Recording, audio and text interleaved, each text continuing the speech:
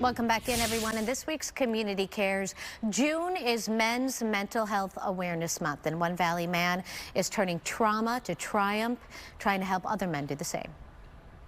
It was within these white walls. I can see what everyone else already knew. I was an alcoholic. The words weren't easy to say, but Rudy Montijo knew he had to tell his truth, write his own story. I had no more ego when it came to alcohol. From the outside, he had it all. A former wide receiver for the University of Arizona in Tucson. He moved to Phoenix after he graduated, started a successful career in medical sales.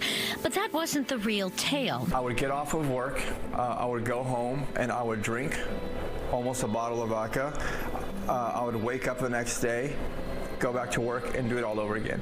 Car accidents sent him to the hospital and into the realization that he had tough choices to make. The facts spoke for themselves. It was time to be accountable. It was time to move forward. It was time to change. The real change came years later. In August of 2019, Rudy started his journey to sobriety. I've had a couple of slip-ups since then, but I'd say I've drank 12 or 14 times over the past 11 years. So I've been sober 99.9% of the times, and I'll have 3 years now coming up in July. During those 3 years, he turned his wisdom into words, a book called Mental Legacy. I like to consider myself a high achiever. I played Division I football. I've done Ironman triathlons. I'm an entrepreneur, medical device sales, a father.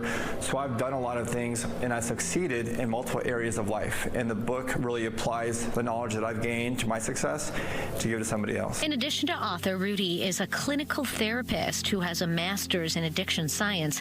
Another tool he uses to help other men overcome adversity in life, like Nathan A. I think it was maybe I was 15. I just started stealing my dad's beers and just drinking them in the closet. And yeah, and I noticed this feels good. I like this. And so there was never any moderation. It was just the more I drank, the better I felt, and the lower my anxiety is. Anxiety led Nathan to drink, in his words, until he blacked out, lost all feeling, lost that anxiety. He started sessions with Rudy over a year ago and has maintained sobriety since. A lot of times it's more freeing, and if you can show the strength to talk about it, it kind of enables other people to open up.